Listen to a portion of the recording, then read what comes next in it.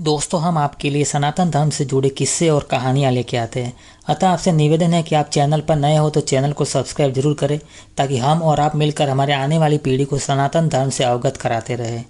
दोस्तों, ये आपके लिए बिल्कुल फ्री है, लेकिन हमें काफ़ी उत्साह मिलता है आपके एक लाइक और सब्सक्राइब से। चलिए दोस्तों, कहानी पर आते हैं। दोस्तों, यूं तो कर्ण द्रौपदी से शादी करना चाहते थे, लेकिन कर्ण सूर्य के पुत्र थे और दुर्भाग्य से इनकी माता कुंती ने इन्हें जन्म लेते ही गंगा में प्रवाहित कर दिया था और वह अधिरथ के घर में पले बड़े। इसी के कारण कर्ण को सूत पुत्र कहा जाता था और यह असर उनके विवाह पर भी पड़ा। दोस्तों, महाभारत की ऐसी कथा है कि दुर्योधन ने कर्ण को अपना मित्र बनाकर अंग देश का राजा बना दिया था, लेकिन जब द्रौपदी के विवाह के लिए देश भर से राजा महाराजे पहुंचे तो उनके साथ कर्ण भी आया था।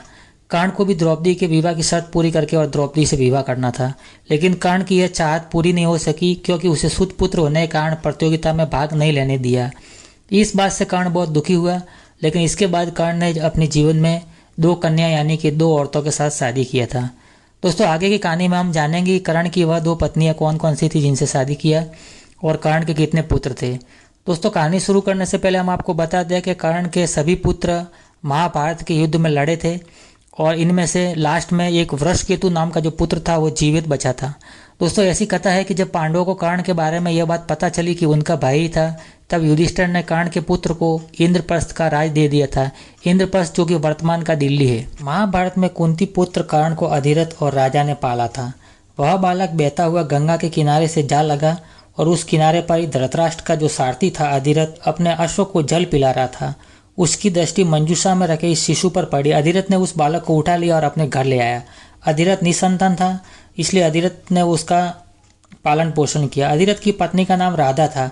राधा ने उस बालक का अपने पुत्र के समान ही पालन पोषण किया और उस बालक के कान बहुत ही सुंदर थे, इसलिए उसका नाम कर्ण रखा गया। इस सूत दंपति ने ही कर्ण का पालन पोषण किया था, इसलिए कर्ण को सूत पुत्र कहा जाता है, तथा राधा ने उसे पाला था, इसलिए उसे राधे भी कहा जाता है। दोस्तों, कर्ण की 2 पत्नियां थी और दोनों ही बहुत ही सुंदर थी। अंग देश की राजा कर्ण की पहली पत्नी का नाम वृषाली था। वृषाली से उसको वृषसेन, सुसेन और वृषकेत नामक 3 पुत्र मिले और वृषाली दुर्योधन के रथ के सारथी सत्यसेन की बहन थी। कहते हैं कि वृषाली ने कर्ण की मृत्यु के बाद उनकी चिता पर ही समाधि ले ली थी।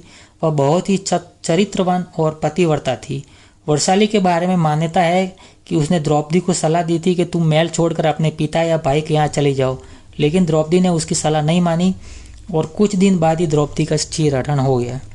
कर्ण की दूसरी पत्नी का नाम सुप्रिया था। यह दुर्योधन की पत्नी भानुमति की अच्छी सहेली थी। सुप्रिया से चित्रसेन, सुशर्मा, प्रसेन, भानुसेन नामक 3 पुत्र मिले। यह माना जाता है कि सुप्रिया को ही पद्मावती और पुनर्वी कहा जाता है। दोस्तों, ये थे कर्ण के पत्नी के बारे में खास जानकारी और उनके पुत्र के बारे में खास जानकारी। तो दोस्तों, आशा करते हैं आपको यह प्रसंग अच्छा लगा होगा। दोस्तों, प्रसंग अच्छा लगता है तो वीडियो को लाइक जरूर करना और साथ ही साथ चैनल को सब्सक्राइब करते चलना। चलिए दोस्तों, मिलते हैं किसी और नेक्स्ट वीडियो में। तब तक अपना ख्याल रखना। जय श्री कृष्ण।